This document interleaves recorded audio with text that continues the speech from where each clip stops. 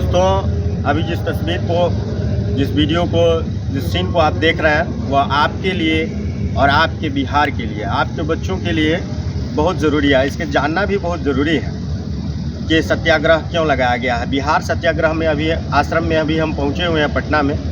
ये सत्याग्रह आश्रम क्यों लगाया गया है, इसका उद्देश्य क्या है? सत्याग्रह आश्रम का उससे उद्देश्य है कि प्रशांत किशोर जी ने कहा कि गांधी जी के रास्ते पर चल के, गांधी ने सत्य और अहिंसा के बल पर पूरे हिंदुस्तान को आज़ाद किया था। इसका आपने इतिहास में पढ़ा होगा, जाना होगा, और फिर से उसको जानने का मौका मिल रहा है कि उसी सत्य के रास्ते पर चलकर प्रशांत किशोर ने बिहार को एक नया बिहार बनाने का संकल्प लिया है, जिसमें बिहार के युवाओं के लिए रोज़गार होगा, बिहार के बच्चों के लिए शिक्षा होगा, बिहार के बुजुर्ग माता पिता के लिए 2000 रुपया पेंशन की राशि होगी, और एक अच्छी शिक्षा की व्यवस्था की जाएगी, अच्छी स्वास्थ्य की व्यवस्था की जाएगी, जिससे कि आने वाली पीढ़ी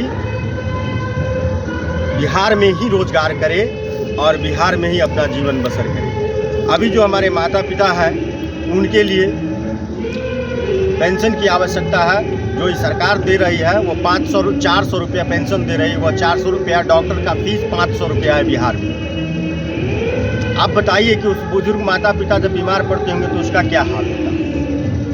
बिहार की व्यवस्था ये है कि बिहार में 40 से 45 हज़ार करोड़ रुपया बिहार के शिक्षा पर बजट पर खर्च होता है, और बिहार के लोगों को मिलता क्या है, ये जानने की ज़रूरत है। इसलिए जानने की ज़रूरत है कि आज बिहार में रोज़गार ही नहीं है तो बिहार का युवा पलायन करेगा ही, और ये निश्चित है कि जब उचित शिक्षा नहीं मिलेगी तो बिहार के बच्चों को मजदूर ही बनना पड़ेगा, ये तय है। अगर ऐसा नहीं है तो आज आप अपने बिहार की हालत देख लीजिए। प्रशांत किशोर जी कहे ना कहें, लेकिन मैं भी कहीं ना कहीं शहर और गांव से ही उठ के आया हूं, तो मैं इस बात को जानता हूं कि बिहार में सही बात है कि बिहार के युवा प्रतिदिन जो 18 वर्ष से 25 वर्ष, 30 वर्ष, 40 वर्ष के युवा हैं, बिहार में ऐसे युवा 60% हैं जो दिन में 200 रुपया, 100 रुपया नहीं कमाते हैं। तो आपके बिहार में अगर रोज़गार नहीं होगा तो लोगों के यहाँ से पलायन करना ही पड़ेगा।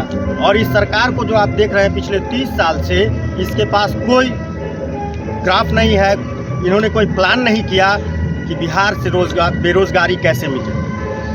केवल गरीब के नाम पर वोट लिए हैं, बेरोज़गारों के नाम पर वोट लिए हैं, युवाओं के नाम पर वोट लिए हैं, समतामूलक समाज के नाम पर वोट लिए हैं, लेकिन इस सरकार ने कभी उस समाज के लिए थोड़ा सा भी अपने दिमाग में एक ग्राफ नहीं बनाया। जो लोग सरकार में बैठे हुए हैं, हम माननीय नीतीश कुमार मुख्यमंत्री जी की बात करते हैं, पिछले 10 साल में जो उन्होंने बिहार के लिए जो किया है वो हिंदुस्तान का इतिहास याद करेगा कि बिहार को तबाही के मंजर में झोंकने का काम माननीय मुख्यमंत्री नीतीश कुमार जी ने किया है। कभी हम लोग भी एक विचारधारा से उठ करके नीतीश कुमार को जान करके और नीतीश कुमार को वोट दिए थे, तो पहले साल जो मिला उसके लिए आपने देखा कि बिहार में जो व्यवस्था बनी, और अभी कुर्सी के पीछे दीवाना बने फिरे हैं। तो एक बार बिहार के लिए, अपने बच्चों के लिए, अभी हम आपको तस्वीर में दिखाते हैं कि बालू और शराब माफियाओं के खिलाफ प्रशांत किशोर जी ने कहा है कि सत्याग्रह कर रहे हैं। ये देखिए, सैकड़ों मौतें, हजारों करोड़ का नुकसान, पुलिस कोर्ट पर बोझ, शराबबंदी जैसी एक विफल नीति बिहार के लिए उन्होंने थोप दिया, जो आज बिहार के लिए, बिहार के लोगों के लिए एक तबाही का मंजर झेलना पड़ रहा है।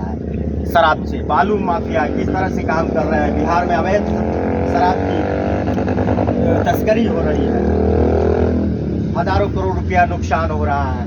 स्वास्थ्य की हालत आप देख रहे हैं कि बिहार में सरकारी स्कूल, सरकारी स्वास्थ्य विभाग में जो समस्या है, उस समस्या से बिहार के लोग परिचित हैं। उनको विश्वास नहीं होता है कि सरकारी स्कूल में जब हमारे बच्चे जाते हैं या सरकारी अस्पताल में हमारे बच्चे जाते हैं तो वहाँ हमारे बच्चे को अच्छी शिक्षा मिलेगी या हमारे बच्चे स्वस्थ होकर अस्पताल से लौटेंगे, ऐसी कोई व्यवस्था नहीं है बिहार में। बिहार की ये तस्वीर आप देखे हैं कि बिहार में कई बार स्टूडेंट पीटे हैं, कई बार लाठियाँ चली हैं। वो कहीं स्टूडेंट और वो शिक्षक, वो बिहार के आशा बहू, एएनएम, मुखिया, सचिव, ये सारे लोग पीटते रहे हैं और फिर भी अपने आप को एक बार बदलने का प्रयास नहीं किया उन्होंने, क्योंकि आगे कोई रास्ता दिखाने वाला नहीं था। किसी को ये पता भी नहीं था कि बिहार में नई व्यवस्था बनेगी और उसके लिए हम प्रयास करेंगे। तो ये सारी व्यवस्थाएं जो बनी हुई है, ये बिहार की उस व्यवस्था को बनाने के लिए बनी हुई है जहां आप, हम और हमारे जैसे युवा आकर के बिहार के सत्याग्रह आश्रम में अपनी भागीदारी को निभाएं, अपने आप को बिहार के लिए गांधी के रास्ते पर चल करके एक नया इतिहास लिखें। इसके लिए आपके पास एक अवसर है, जनसुराज एक मंच भी है, सत्याग्रह आपका धर्म भी बनता है, क्योंकि आप बिहार के लोग हैं और बिहार आपका राज्य है। बिहार में आपके बच्चे रहते हैं, बिहार में हम रहते हैं, बिहार में हमारे युवा रहते हैं। तो इसमें आपको एक बार प्रयास करना होगा, एक बार अपने आप को ढालना पड़ेगा इस सांचे में कि हम बिहार को बनाने के लिए अग्रसर हैं। अगर आप सच्चा बिहारी हैं, बिहार से आपको प्रेम है, बिहार में आपका जीवन बसर करता है, बिहार में आपके माँ बाप ने गरीबी में जूझकर उन बच्चे को सवार के निकाला जो कहीं ना कहीं आज ऊंचे पोस्ट पर बने हुए हैं, तो वो बिहार की शिक्षा व्यवस्था थी। और आज जो बना हुआ है बिहार, हम लोगों ने जो बनाया है, इसका दोष मैं सरकार के साथ साथ कुछ थोड़ा बहुत अपने ऊपर भी लेता हूँ, क्योंकि उसमें हम लोग भी साझेदार हैं। कहीं ना कहीं आवाज़ नहीं उठाए तो उसका एक खामियाजा भुगत रहे हैं। और इसी को अच्छा करने के लिए आज हम लोग अपने घर को छोड़े हैं, अपने गांव को छोड़े हैं, अपने समाज को छोड़े हैं, आज साथ चले हैं, प्रशांत जी के लोगों को बताए हैं, उनका संदेश, जनसुराज का संदेश घर घर तक पहुंचा है। तो ये तमाम सारी बातें हैं जो मैं बताने का प्रयास करता हूं आपको अपने स्पीकर की आवाज़ चैनल में। मैं चाहूँगा कि आप एक बार पटना आइए और अपने बच्चों के लिए एक दिन ही सही इस आश्रम में बिताइए। आप इस आश्रम में जब एक दिन बिताएंगे तो यहाँ से करीब 100 से 150 मीटर की दूरी पर गंगा जी है, वहाँ थोड़ा सा स्नान कीजिए।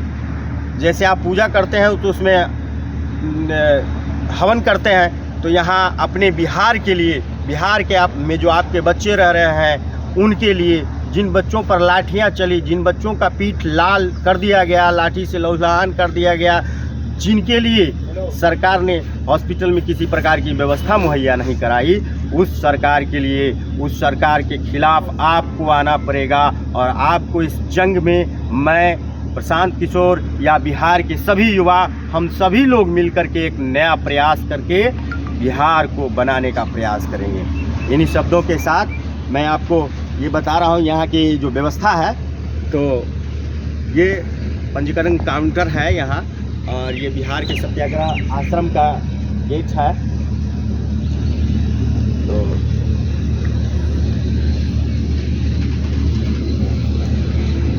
यहाँ से आप आएंगे पटना ये सत्याग्रह आश्रम में, तो ये तमाम सारी बातें जो मैंने आपको बताई है वो सब देखने को मिलेगा।